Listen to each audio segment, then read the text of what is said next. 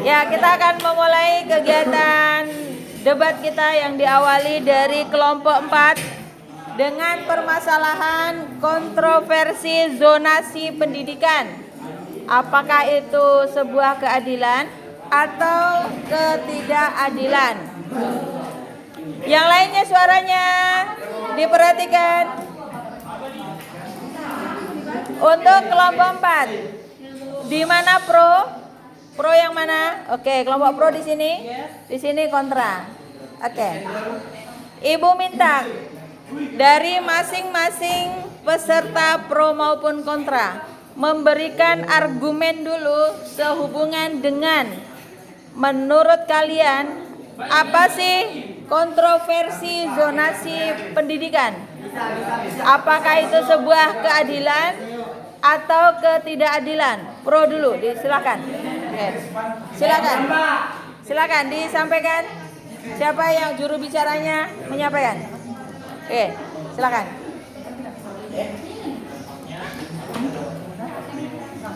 Kontroversi zonasi pendidikan. Bukan soal, tapi kalian tuh memberikan argumen sehubungan dengan judul kasus. Kontroversi zonasi pendidikan itu keadilan atau ketidakadilan? Menurut pro, apa menurut kalian? Apa pendapat kalian tentang kontroversi zonasi pendidikan? Oke. Yuk.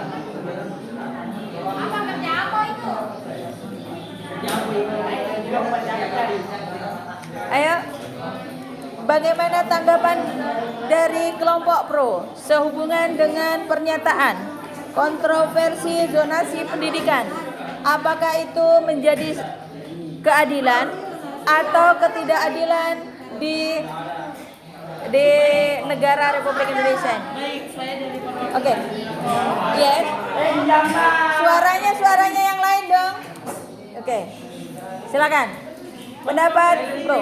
Kontroversi zonasi pendidikan adalah keadilan karena berlaku di semua wilayah. Menurut kalian bahwa kontroversi dari zonasi ini tidak menjadi sebuah kontroversi tapi sebuah keadilan di negara Republik Indonesia. Alasannya kenapa menjadi sesuatu yang adil menurut kalian? Karena berlakunya berlaku di semua wilayah dan tidak hanya berlaku. Nah, dari sisi keadilan, misalnya permasalahannya kan banyak tuh di masyarakat. Maksudnya itu tidak, intinya kalian itu menyatakan bahwa zonasi pendidikan di negara Indonesia itu adil. Oke, tadi disampaikan dari kelompok pro menyatakan bahwa kontroversi zonasi pendidikan di Indonesia itu memang adil karena sudah merata di seluruh negara Republik Indonesia. Sedangkan menurut kontra, bagaimana pendapat kalian tentang kontroversi zonasi pendidikan? Apakah itu sebuah keadilan atau ketidakadilan? Oke. Oke. Ketidakadilan karena dalam kasus ini pemerintah tidak adil dalam menangani hal ini. Dina tidak bisa bersekolah karena kuota zonasi terbatas. Dina tidak bisa mendapatkan akses ke pendidikan karena hal tersebut. Oke, itu yang sudah terjadi di negara Indonesia. Kalau menurut kontra, itu menjadi ketidakadilan karena ada yang merasa sudah wilayahnya dekat malah nggak diterima. Kemudian sudah nilainya bagus, tidak diterima dengan di sekolah favoritnya, misalnya begitu ya. Jadi itu menurut mereka tidak adil. Oke, pertanyaannya, menurut kelompok kontra,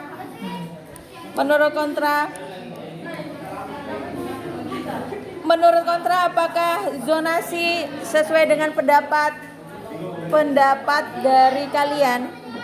Apakah zonasi itu dianggap sebagai pelanggaran hak yang mendapatkan pendidikan yang berkualitas?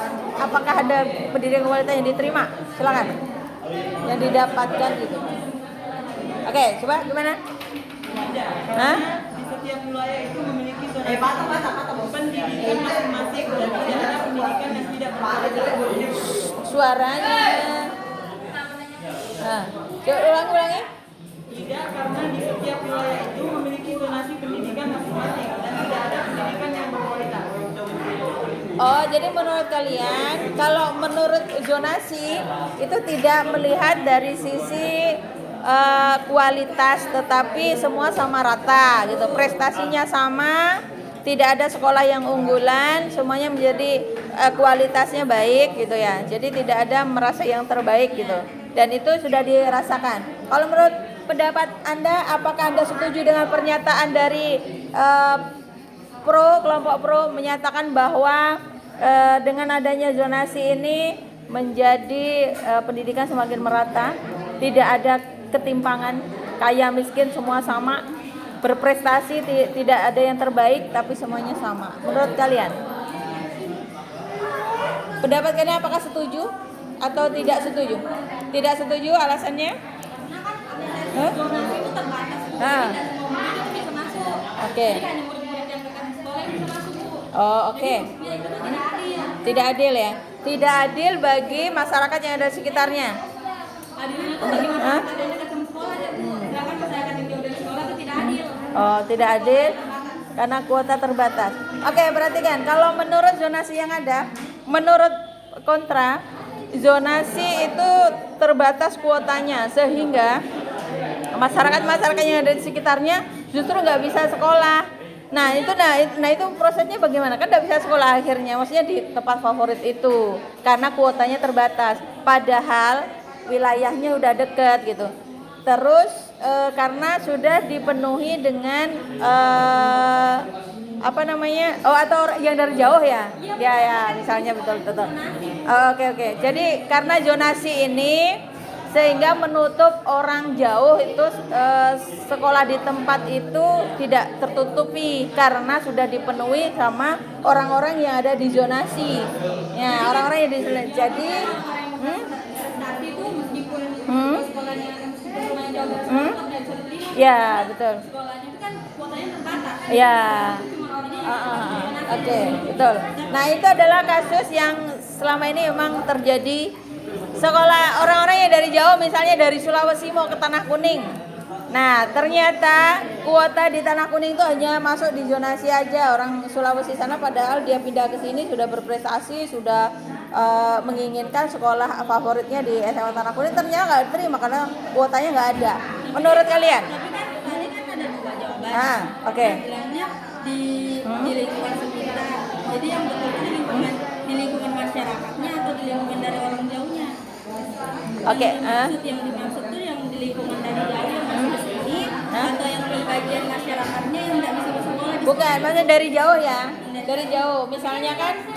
itu berkembang. Nah. Cuman karena sekolahnya jauh dari sekolah itu tidak bisa dapat akses, Bu. Karena yang dapat akses itu Orang-orang dekat, ya gitu. Sedangkan yang di wilayah orang yang dekat tadi itu nggak ada sekolah misalnya. Sekolahnya yang satu-satunya di sini, tapi menurut zonasi nggak diterima karena bukan wilayahnya misalnya gitu. Ya meskipun dia sudah berprestasi di sekolahnya. Nah misalnya begitu, ya intinya di luar zonasi tapi dia mau masuk zonasi. Tapi di wilayahnya itu nggak ada sekolah. Ya misalnya nggak ada sekolah gitu misalnya nggak ada sekolah. Nah, karena mau mendaftar ke sini. Intinya zonasi yang dianggap di mereka ini kenapa dibuat terbatas? Kenapa tidak membuat terbuka saja untuk semua siapa yang masuk? Kenapa harus memberikan keterbatasan orang-orang yang masuk di dalam gitu sehingga mereka orang yang menginginkan sekolah itu nggak bisa, akhirnya nggak sekolah. Nah itu maksudnya bagaimana? Kalau misalnya kuota di sekolah itu tidak terbatas, tentunya boleh kayak misalnya ini sekolahnya favorit, kan? Terus semuanya pemasuknya di situ. Semuanya pemasuknya di situ, sedangkan masih banyak sekolah-sekolah lain. Jadi sekolah-sekolah lain itu bisa ditutup karena cuma tertuju sama satu sekolah. Kalau misalnya dia tidak terbatas. Tapi kan ini kasusnya untuk zonasi. Iya. Jadi dia tuh masuk sekolah ini karena memang sekolah ini tuh ada zonasinya. Dia tidak bisa terima karena sekolah ini tuh terbatas gitu. Jadi bukan karena sekolah ini kualitas atau apa, tapi karena sekolahnya terbatas. Oke. Begini, ya intinya bagaimana kalian menjawab supaya zonasi itu tidak dibuat terbatas supaya semua orang, siapa saja yang menginginkan sekolah itu ke situ bisa bersekolah. Nah, tadi kan jawaban kalian tetap harus dibatasi. Kalau tidak dibatasi ya penuh dong. Nah, itu. Nah, bagaimana kami memberikan pembelajaran atau fasilitas kalau sekolah itu tidak diberikan batas, gitu ya. Sebenarnya apa sih fungsi dari batas kalau menurut pandangan kalian apa? Batas dari kuota yang ada diterima tuh. Sebentar ini loh yo. Yang iki tuh, maksudnya menjawab dengan apa yang pernyataanmu. Ya. Apa alasanmu? Kenapa kalian itu membuat zonasi pendidikan ini secara terbatas? Tadi kan kalian menyatakan kalau diberikan terbuka maka kepenuhan dong, siapa saja boleh masuk. Nanti gimana proses pembelajarannya, fasilitasnya kan gitu ya. Alasannya kenapa bisa terbatas? Kalau masuk ini alasan jawabannya berarti ini bisa satu sama. Kalau sementara ini masih unggul yang di sini. Ayo kemana? Hah? Hah? Hah? Hah? Aha, oh gitu. Oh, oke, bisa masuk akal ya. Oke. Oke, begini. Prosesnya ya. Bisa masuk jawabannya. Misalnya kan, kenapa kelompok pro menyatakan bahwa harus ada dibatasi zonasi di setiap sekolah karena untuk meratakan sekolah lain agar sekolah lain juga mendapatkan siswa yang sama. Jadi bukan penuh di sekolah favorit ini aja, tetapi sekolah lain juga bisa merasakan hal yang sama. Oke, keren loh. Ya, jadi satu sama nih, satu sama. Kalau permasalahan lagi. Kira-kira nih kelompok dari kontra dulu ya. Kontra. Menurut kalian tadi kan disampaikan nih dampaknya adalah dari zonasi pendidikan ini supaya ada pemerataan. Tidak ada sekolah yang namanya favorit, sekolah yang unggul, tetapi semuanya sama menerima pendidikan. Lah iya, maksudnya itu kan pernyataan dari sini. Nah, menurut kalian apakah itu menjadi sebuah solusi di negara Republik Indonesia ini dalam proses pendidikan kita? Menurut kalian? Nah kan kalau menurut mereka nih sistem zonasi ini menurut mereka adalah untuk memeratakan pendidikan yang ada di Indonesia. Tidak ada sekolah yang unggulan, tidak ada sekolah yang berprestasi semua siswanya, tapi semua siswa itu masuk di sekolah itu, makanya diberikan batasan supaya sekolah lain juga menerima hal yang sama dengan kualitas sama seperti itu. Nah, menurut kalian, menurut kontra, apakah kalian sepakat atau tidak sepakat dengan yang diberikan ini alasannya dengan adanya zonasi ini? Loh, iya, kan maksudnya kalian sepakat apa enggak? Misalnya kamu punya argumen gini, saya tidak sepakat karena tadi itu kan salah satunya apa alasanmu? Misalnya kan kamu tidak sepakat karena kalau zonasi itu bisa menghilangkan apa atau apa gitu. Itu harusnya bukan solusi pendidikan di Indonesia gitu. Tapi pendidikan Indonesia itu memberikan solusi harusnya seperti ini gitu loh maksudnya. Nah kan kalau ini tadi kan iya aja dong kalau pemainnya gitu. Makanya tapi kamu punya solusi sendiri untuk mengimbangi supaya zonasi ini sedikit dipertentangkan lah. Nah kalau menurut kalian, oke. Saya menganggap mendapatkan pendidikan yang berkualitas salah satu tujuan dari NKRI adalah dalam aliansi keempat pembuka Undang-Undang Dasar NKRI tahun 1945. Maka dari itu pasal ayat 31 ayat 1 Undang-Undang NKRI tahun 1945 bunyinya setiap warga negara berhak mendapatkan pendidikan di manapun. Oh gitu. Saya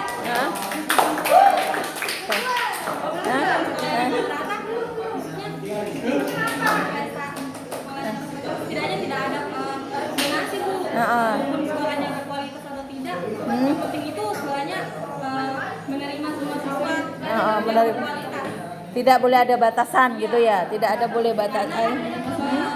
Umumnya setiap warga negara berhak mendapatkan pendidikan. Oke, oke, perhatikan. Kalau menurut kelompok kontra, sesuai dengan bunyi pasal 31, ya, semua warga negara berhak mendapatkan pendidikan.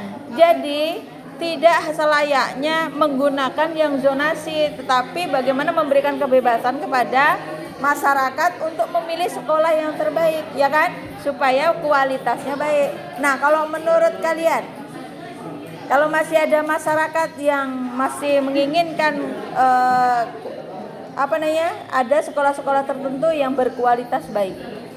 Menurut mereka tuh memang pendidikan semuanya berhak, tapi untuk memilih menjadi sekolah favorit dan sebagainya itu adalah haknya rakyat, haknya warga negara. Kenapa harus dibatasi? Oke, silakan. Bagaimana? Ada di situ penyebutan menerima murid yang berkualitas. Murid berkualitas, nah kan dia juga menyebutkan semua warga negara itu wajib berpendidikan. Oke, ya. Berkualitas sama berpendidikan kan beda. Iyalah, Berkualitas itu kan semua masyarakat yang bisa bersekolah di sekolah tersebut. Iya. Ya.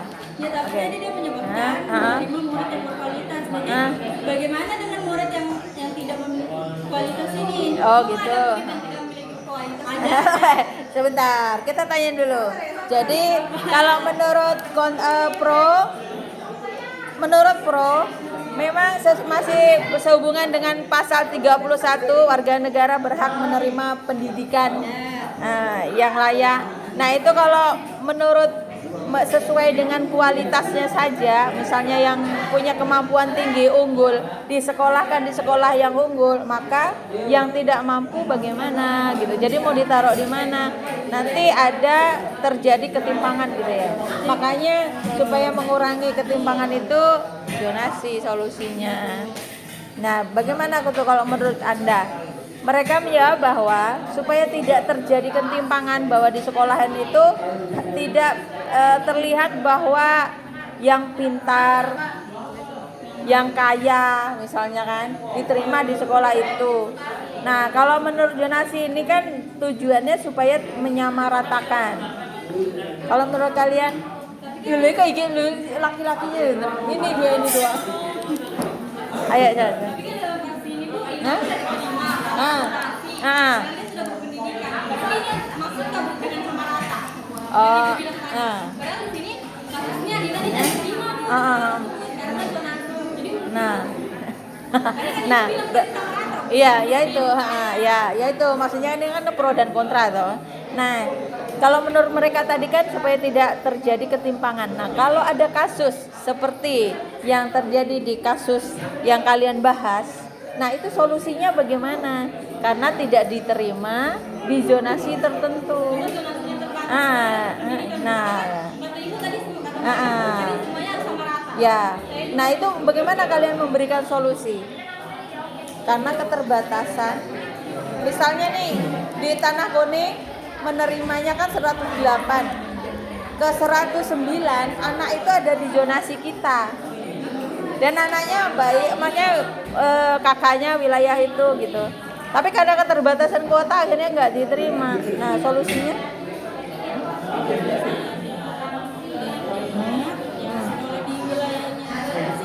Kalau di wilayahnya wilayah tuh punya zonasi masing-masing. Oh gitu. Karena punya kumpulan masing-masing.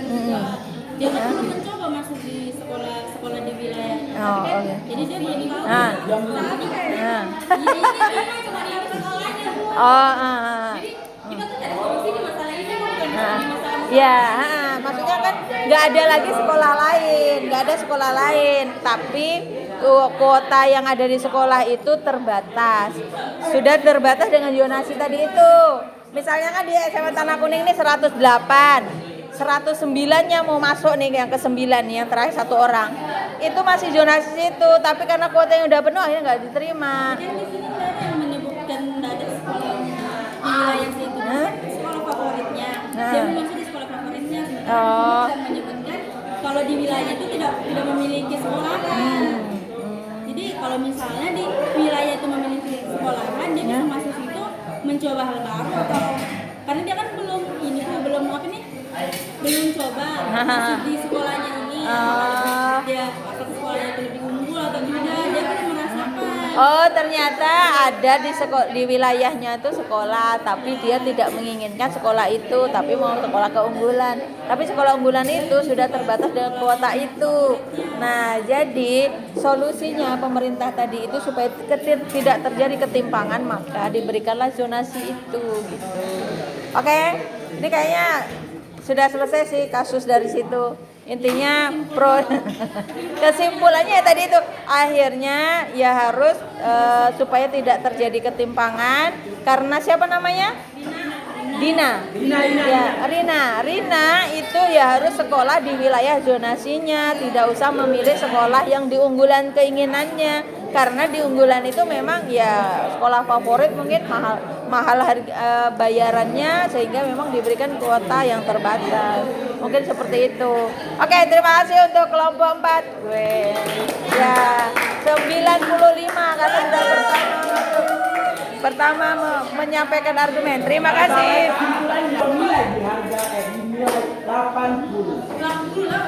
Oke, perhatikan. Oke, yang disampaikan sama Bang Ariel tadi. Maksudnya begini, bisa mendapatkan nilai 95 tetapi harus ada di dalam pernyataan itu ada peraturan perundang-undangan yang mengatur.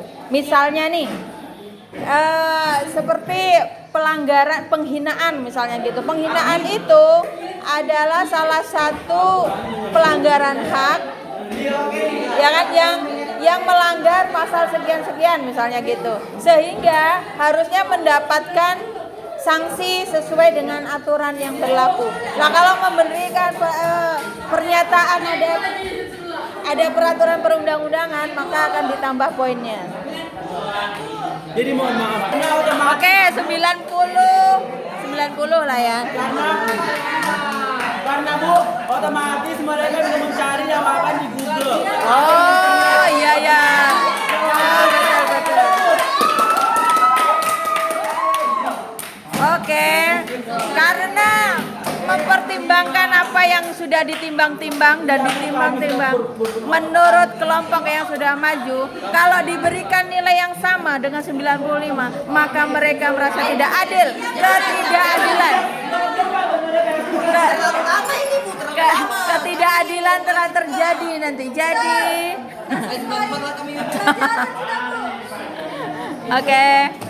Oke, silakan istirahat menuju sholat. Terima kasih. Assalamualaikum warahmatullahi wabarakatuh. Oke.